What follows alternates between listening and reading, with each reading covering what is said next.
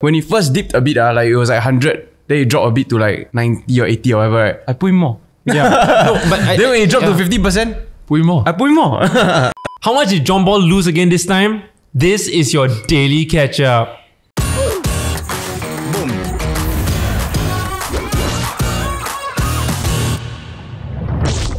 Over the last couple of weeks, I think a lot of people have been talking about this because it has affected a lot of their rice bowls, their savings. The crypto crash mostly caused by a lot of different macro factors, but particularly because of Luna. We've spoken about the coin before on this podcast as well. Were you guys mostly affected before we jump into like the nitty-gritty details? Oh yes. Yes. Likewise. Very stupid. I think we were all affected. Yeah. It's just how rabak only, right? I haven't found anyone or like a large number of people who weren't affected. And I think largely as I've been talking to friends also, right, everyone's kind of been down. Affected means recently. what? Like just lose Lost some money lah. Lost money. Okay, Yeah. okay. Lost I'm money. affected also. You did, man? Yeah, as in I lost a... You were the first one that alerted us to this new trendy project. So for those which who you don't would know, have earned from if you had taken profit.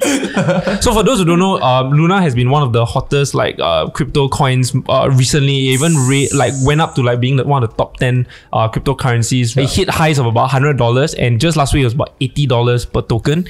And then in just a matter of days, it crashed all the way to less than $1. And as of right now on CoinMarketCap, it is 0.0001912 Hey, it went up. dollars. Can I just say that? Went up a little bit. Well, it's terrible advice to catch the falling knife. I tried to catch it twice. So the first time, right, when it got down to 38 cents, I put 1,000 Singapore dollars inside trying to catch it. Because once again, you must understand, understand the audience are not crypto bros, right? So the last few weeks and months, right, Luna as a cryptocurrency was like at between $80 to $110. That was the levels that they were at. So when it drop, right, all the way to $3.80, right, I put 1,000 Sing, hoping that perhaps moonshot. Then it crashed all the way down to 0.00 cents. I remember on that same day, if I put $1,000, right, then on that same evening, then my $1,000 was worth $7. Then the next day, right, it went to 0.501. I put another $50. That's not for fun, right? I know it's gone to shit. This was like, it's really burning her money, really. And then the next day, my $50 was worth $2,000. Oh. Win! But that's terrible. That's a gamble. It's completely a gamble. So unfortunately, not a lot of people were as lucky as you because a lot of people put in a lot of money. I lost a lot of money. Yeah. No, I've never even recovered this $2,000. Like, No win. that's why. No, I think I remember like at one point in time, my Terra was probably worth like maybe 20, like at least $15,000 or $20,000, and now it's worth 50 cents. So we wanted to do this episode because perhaps like some of the friends around us, right, you have people talking about the crypto crash that's happened recently and wondering what on earth is going on. So we're going to attempt to explain that a little bit within this episode, right? And before Dan explains that, right, I think it's important to know what's a stable coin. Hey, hold up! Crypto might be going down, but our subscribers are going up thanks to you. Help increasing them by pressing on the subscribe button. Am I Bullish. So the entirety, so it's a Luna crash, that's what people call it, right?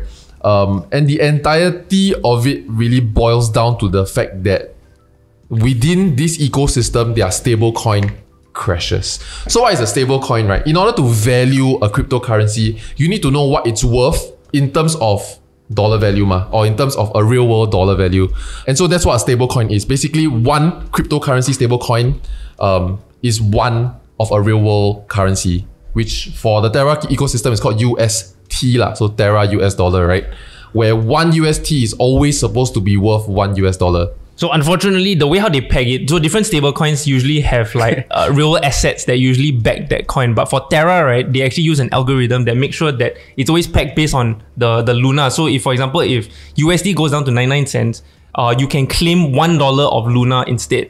So you basically burn that USD and mint Luna. So when people started dumping their USDs, or one wallet in particular dumped their USDs, what happened was that the peg went down, people started minting Luna, and so when supply increases, Luna also goes down. And then you created a spiral because more people were selling USD, more people were minting Luna, and the supply, more Luna was created, right? So the supply more went supply, up. price goes down, and it just creates a death spiral to where we are today. The funny thing was that John started buying Luna after Do Kwon, the founder of the whole like Terra Luna system, right, said that he was going to basically let the whole thing run to zero to like stabilize the USD. So you actually knew that it was going to go as close as possible to zero. He didn't say run to zero. So okay, during this whole thing, right, guys, So the world's damn upset with the founder, as though the founder Do say, Kwon. hey, give me your money, Yeah. then trust me, it will grow. Then he did none of that. He created a project that you totally would have chosen whether you want to invest in or not. And cryptocurrency is so volatile, and that's why even in Singapore, it's not recommended for any retail investors. It's not recommended to people like us. Yeah, and so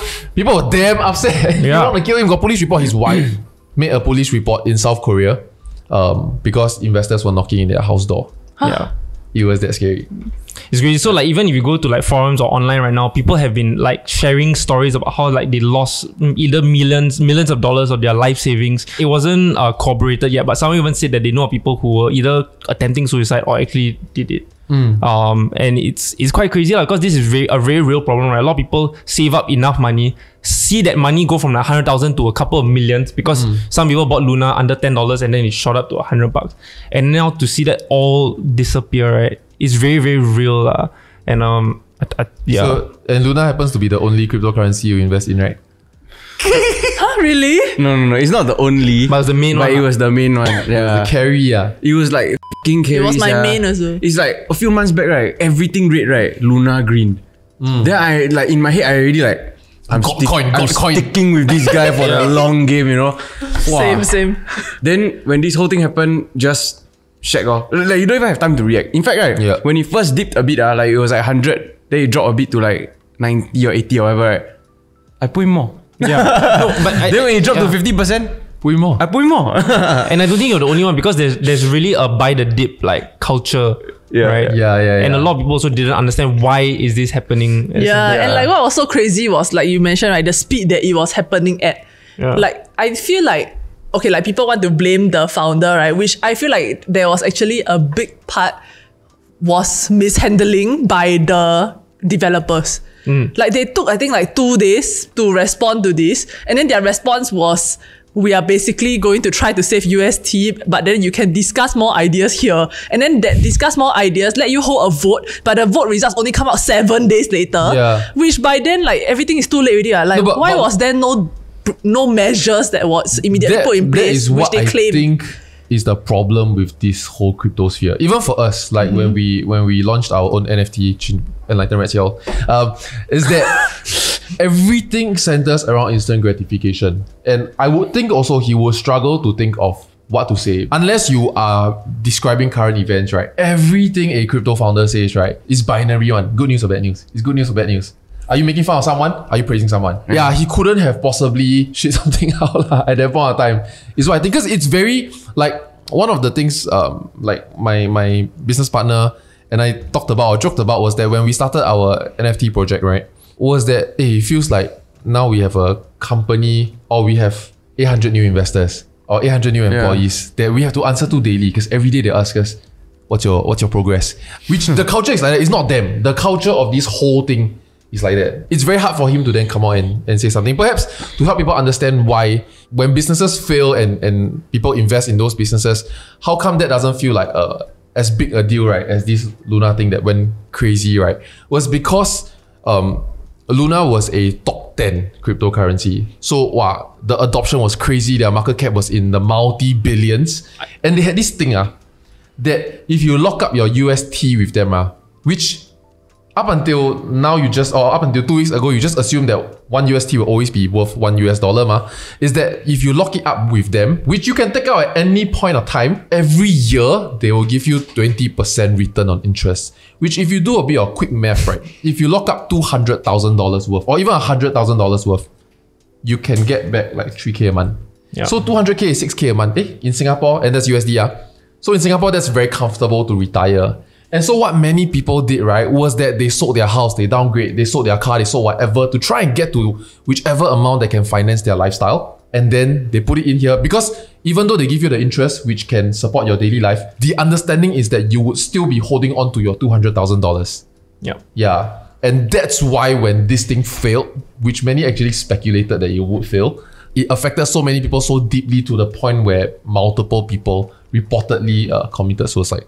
Yeah. So, I mean, like besides that also, so like something that has been frequently quoted on and you touched upon it was that someone actually filed a police report against the founder Do Kwon in Singapore. And like this was just some of the quotes from that police report, right? I am a concerned citizen and I know of others who also invested in UST and Luna. UST was sold to them, but I think he means us, as a stablecoin that will remain pegged to $1, but it dropped to 0.1 because the Ponzi scam collapsed. And I think he's referring to like Anchor, for example, where like a lot of the interest was unsustainable. That 20% was coming because it needed more people to lock in their money constantly, right? And then he added on to say, it is not okay for investment to be sold to retail investors who do not know better as a safe and stable currency. And then he goes on to say that Do Kwon and his MLM marketing network spread the news about 19% interest to lure Singaporeans. And so that was like a gist of his police report. It's a very Singaporean police report. It is like a very, I'm not responsible. It is, but if you scour through like Reddit, right, and a lot of the Luna discussions, people bring up this police report from all over the world that actually a police report has been filed already.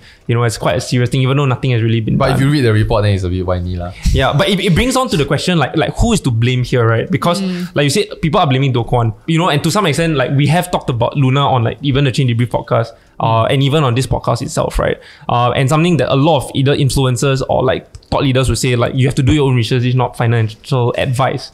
Something that MAS has even come out to say is that cryptocurrencies is not suitable for public investment or for retail investors. They've gone on to even like ban advertising of like the centralized exchanges in Singapore. And this was the exact quote, right? MAS has consistently warned that trading DPTs, which is digital, like basically cryptos, because it's highly risky and not suitable for the general public, as the prices of DPTs are subject to sharp speculation like swings.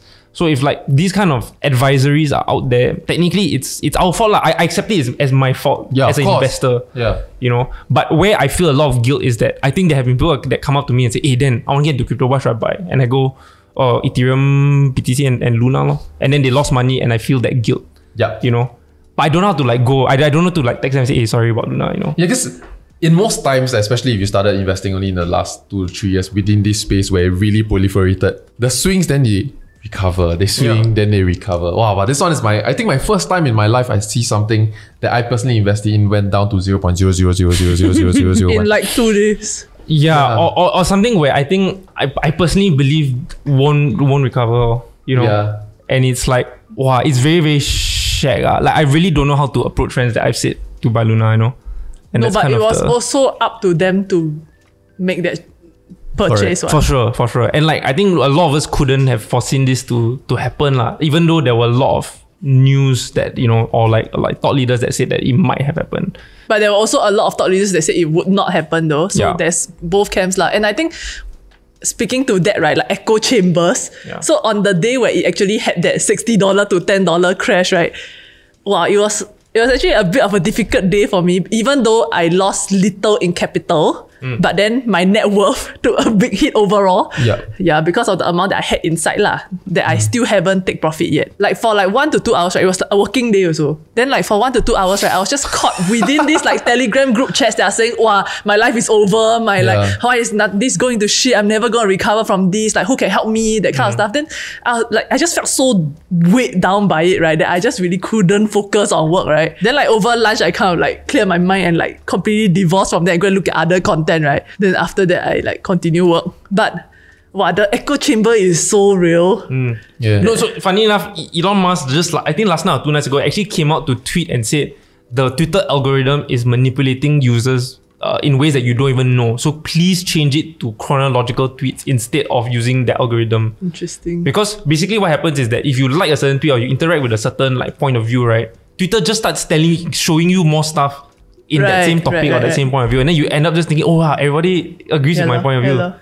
And so like what I keep thinking about, I mean the thought that I keep going back to is like what you mentioned, like retail investors, right, who might not fully believe in the coin, might not even know how this coin works with burning and minting, but are buying into it purely because of the gains, right, or like that someone else recommended, for example. Then they are the so-called paper hands, right, that the crypto people use. Like when there's that big dip, they straight away panic and sell. So I wonder, like, if without this panic selling, right, what would the price have been? And this wouldn't have happened, I feel. But it would have recovered. But wasn't it also like you're talking about the wallet that suddenly started like selling or whatever, right? Then people were speculating or are speculating whether it is a malicious attack, right? Because of how this product works, right?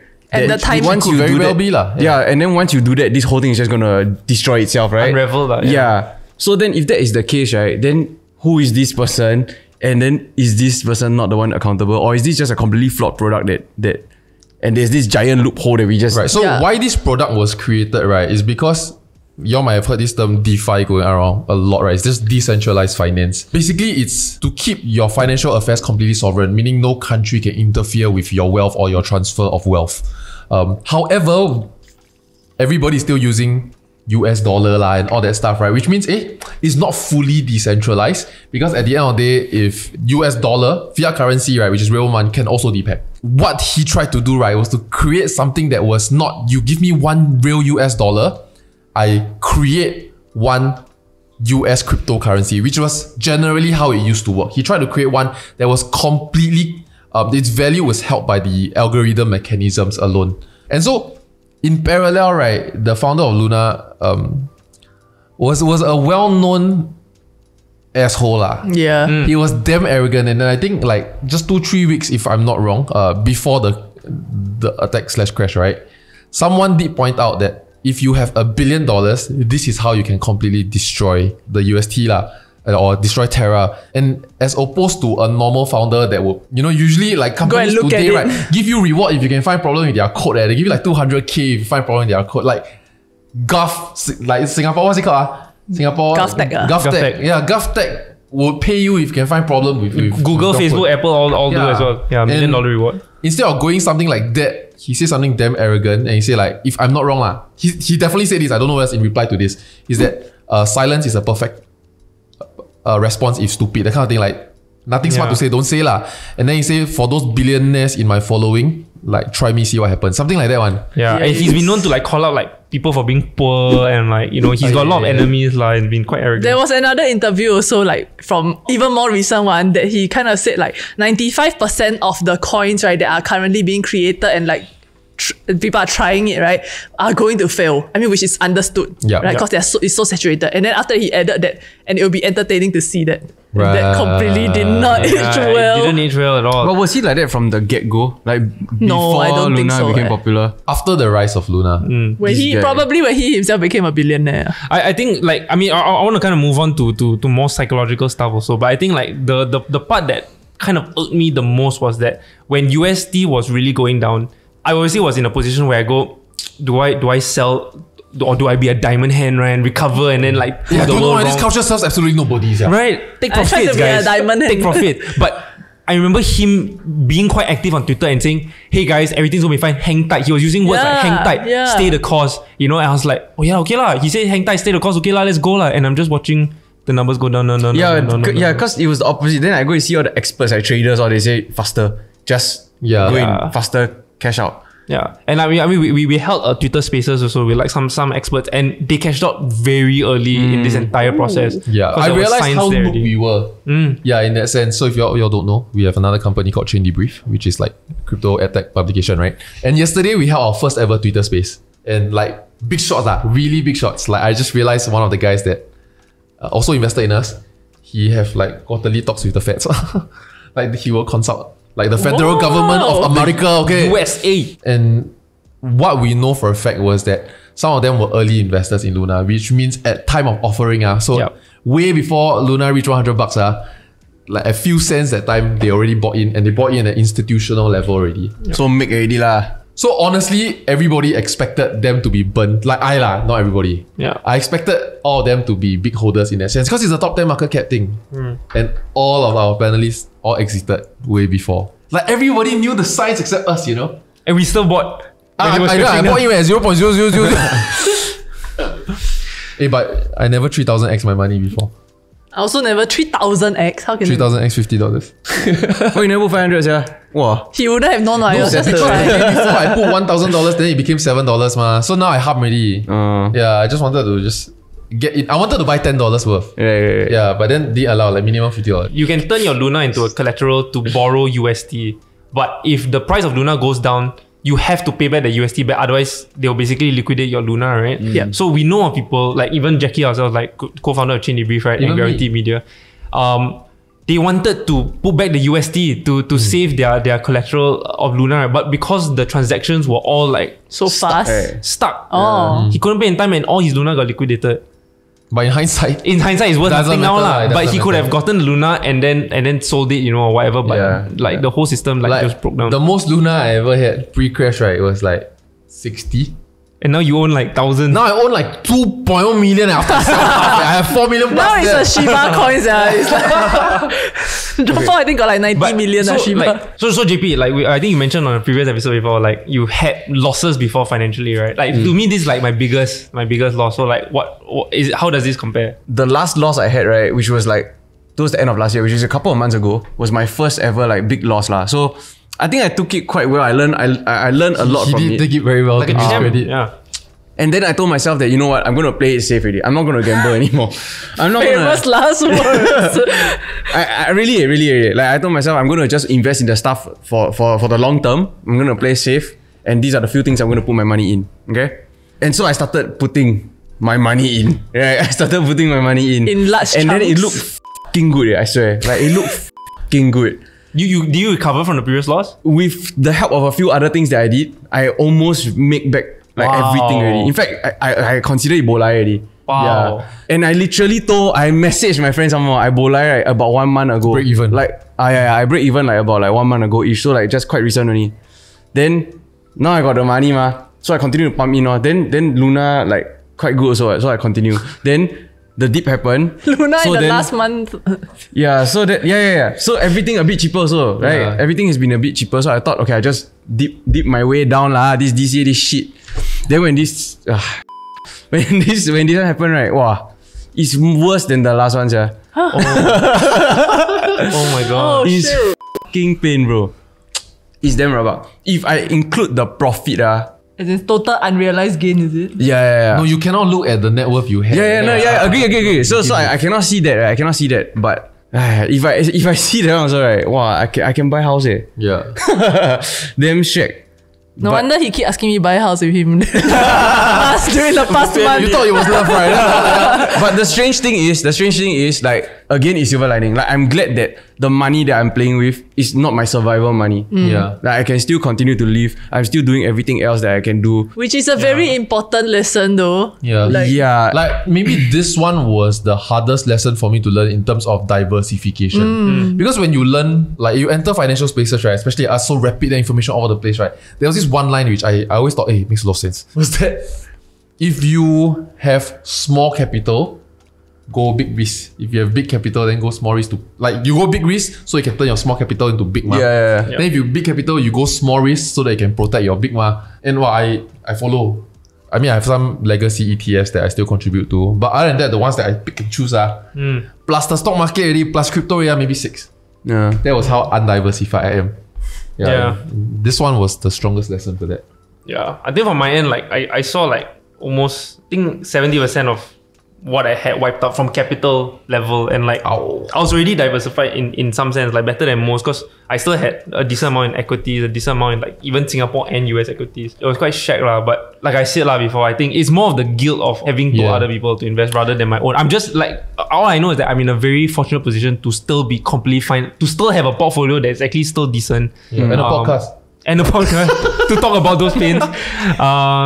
And I know a lot of people who maybe bet the entire bank, their house and the kitchen sink for this, and like saw it all go away lah. Yeah, that's the thing, eh. Like, don't do that. Like, Yeah. really, Yeah. don't like people talking about leveraging or that kind of stuff, right? Like, unless there's money you can afford to lose, don't play with that. Yeah. And one thing that I also through this that I learned is that like I forgot that crypto is not the most. It's not like it's risky. Yeah. Even though it's the word there put stable, right?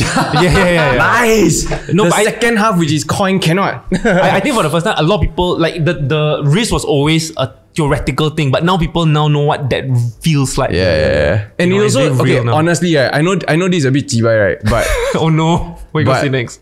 it didn't feel as bad because everybody died together. Like the last one I kena is like By your own Your self. own mistake, a handful of me and my friends, and then my one really tore, right? But this one is like everywhere I turn, right? Everybody like, hey, it's okay, guys, we'll make it together. People were DMing me, like there are people that I don't know. Yeah. Then they message me, then they say like, hey, you okay or not? You know, they check in, all right. Then I'm like, Yeah. okay lah. How come I can didn't lah. have It this made me echo feel a bit chamber? warmer, you know. Yeah. To be honest, this was one of the weirdest silver lining I had. To know that like a lot, like maybe 20 people randomly reached out and just asked whether I'm okay. And then I remember texting him. I said, do I give off the vibe that I'll be suicidal if I lose money? Because there are some people, I mean, most of them are obviously my friends, right? And there are a few people that we purely talk shit, man. Right. Purely talk shit. Then they also damn serious. Like hugs. Like, oh, me. Hugs. Yeah. I think like there was one point that I caught myself being very desperate and very like I need to right this wrong. I need to like find some trades to like go and then like start going, and then I just caught myself because I think it was buying Luna when it was a falling knife. And then I realized it was such a stupid thing to do. I read the announcement by Do Kwon. He said he's going to save USD first, which means they're going to over mint Luna until it crashes, right? Yeah. And then I think it was a woke ceremony post that actually just made shout outs to Wei Ming and Wei Chun. Like made me just take a step back and go, okay. Like I think it was something along the lines where like I think we're all in like facing this right now, but remember that there's more to life than just your investments. Same. There's still people that love you. You got all these other things. Like you got to put things into perspective. Yeah. But I think on the note of like there's more to life than this money, right? I feel like that's been something that I've been in a sense struggling with, and I think I shared it in the previous episode where we talked about investments and all that, right? That like growing up, money had been such a big point of strife. And so to me, like having money is a very, very important like aspect, which is also why I started investing so early. Right? And then so like even recently, I don't know whether my pastor got follow like the Luna crash or whatever, but then suddenly he say, right, like in the middle of his sermon that like, oh, you can be number one in the rat race, right? But you're still gonna be a rat. Then you look at the mirror, then you know, oh shit. Then I look at my tail. Yeah, as in then I was just thinking like, but how is it possible, you know, when this is how the world runs? Like this is how like everything works, like based on having money. So is Luna just a big ass rat trap? Because the moon is cheese. No, it's the hole in the cheese, I guess. But yeah, so I think that's a concept that I've been struggling with, like to take money out of the equation of life. Yeah. Like what are you trying to make money to do anyway, right? You're feeding into a social construct that, do you really believe in it? Like at the end of the day, you're going to make all this money so that you can buy certain things that you are told you need. You know? Like, does that really make sense? I also constantly question all this. Then I figure out like, but I feel like need that much money. Hyper awareness of these things can lead to two like major roads, right? The first one is that you realize that this is just a game. This is the system's broken. I refuse to partake. And then there's another group of people that says there's hyper awareness to know like, okay, so this is the game. How do I game the game? Yeah. And people that choose the latter often do a lot. But then you look at millionaires, like, do they feel like they should contribute more in tax? Perhaps. But they feel unjust because I know the rules of the game. This is how I played it. Cannot be I win already, then you say second prize is the winner. And so they also feel like I should contribute a bit more. But that was the rule of the game. I win already, now you're taking from me to what end? Is it until I pour? I think you can choose the first option if you know what is the other game you want to play. But if not, right, choosing both also, right, got a very high probability of losing, right? Both also come with their own sacrifices and hardship. There are so many people who lose trying to game the game. Gaming the game is not necessarily like leveraging or over investing in it. Like all the entrepreneurs I know agree that school didn't teach them what they need to know to get to where they are. All of them will send their children to good schools anyway. Because that's the game. Yeah, you're going there for network, you're going there for that first impression, you're going there because when it looks good on your resume, and you know all that is part of the games, are attribute points that you earn along the way in your early game, right? Yeah, but they all will, you see that, was school important? No, not that much.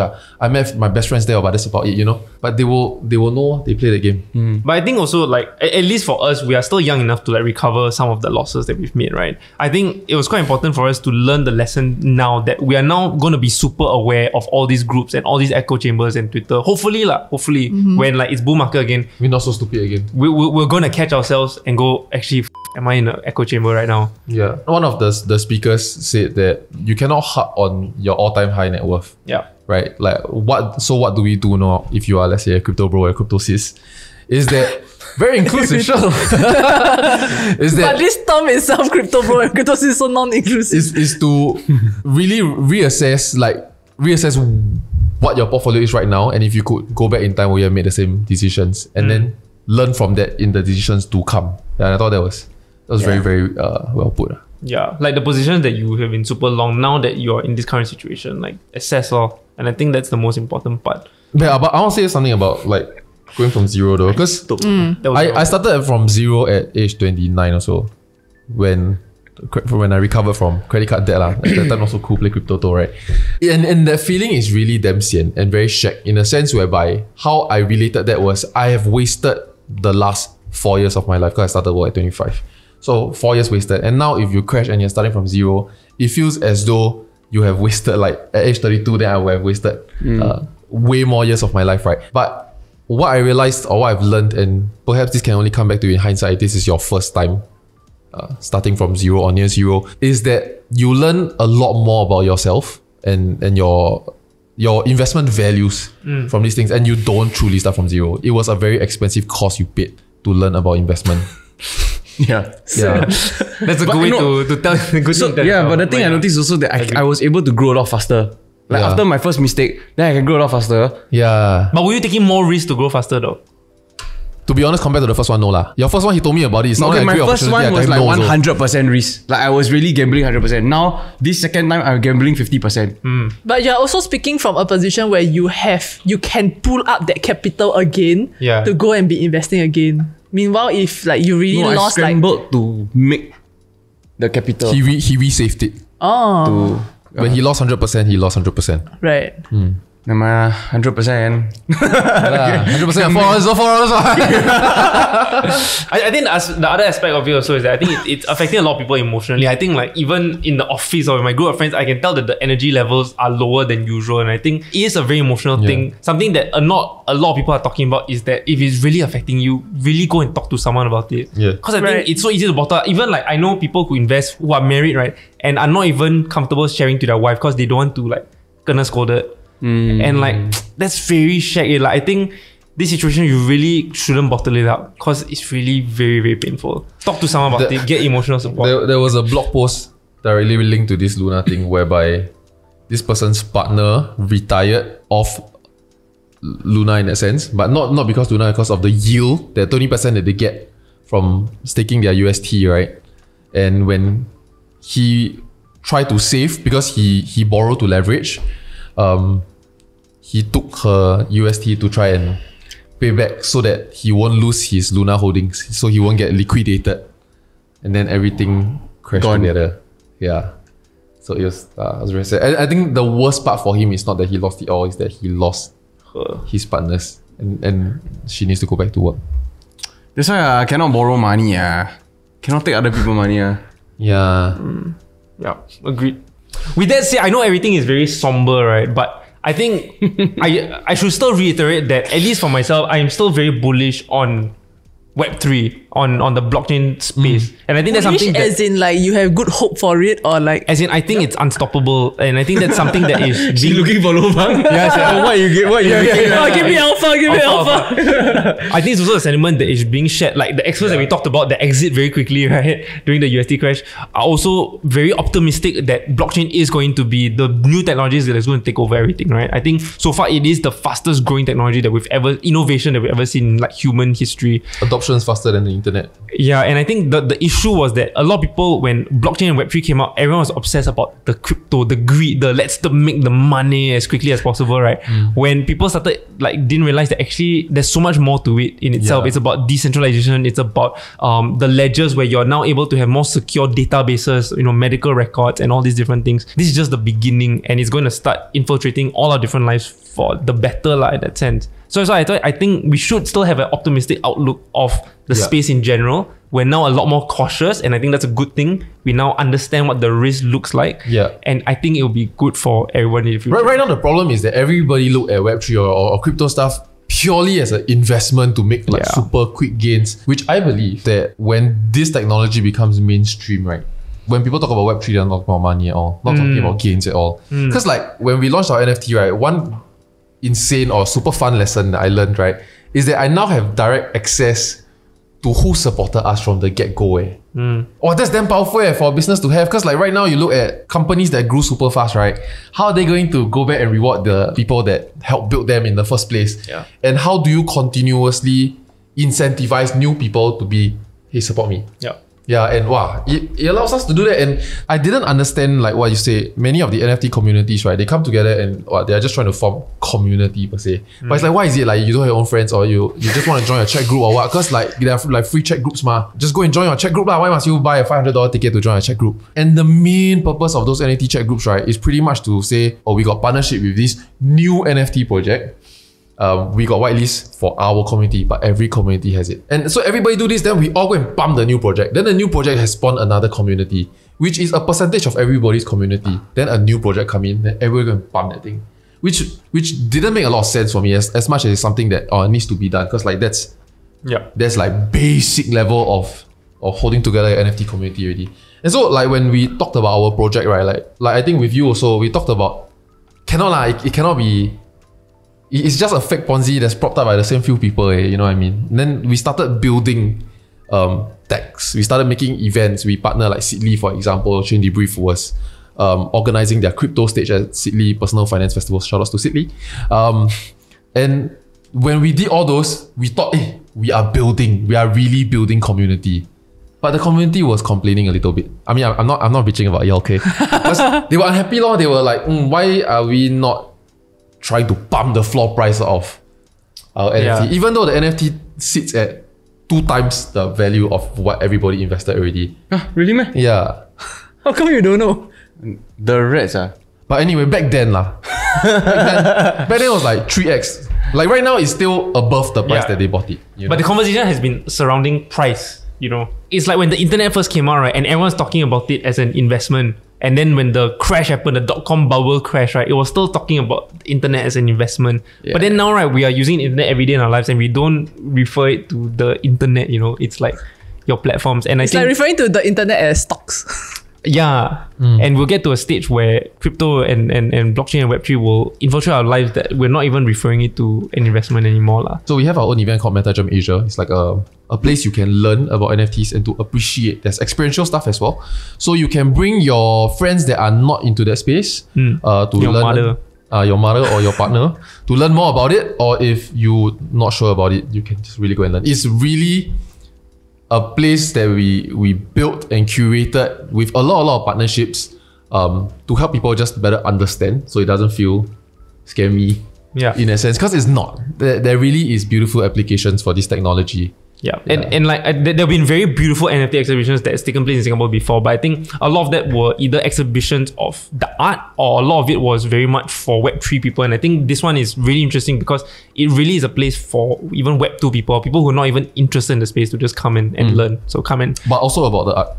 Also of about, course. Got like Art Science Museum stuff, like you draw, then you scan and you fly out. Wait, is it free? It's $18 per day. Until when? It's until July. Okay. So it's 3 months. We got free ticket? Sure. Yes. Sure. Okay. The TDK promo code. Let me get back to you.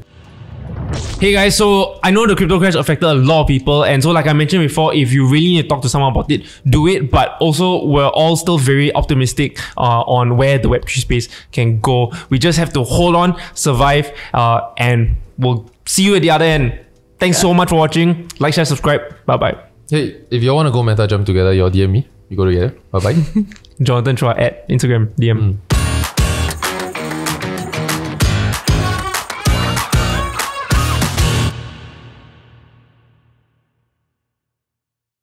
Can you invest in TDK? TDK coin. Hey, help lah. It can only go up. Cannot, I can answer. People can answer. Please don't ask. If you got 1 billion YouTube accounts. Enough, kena je.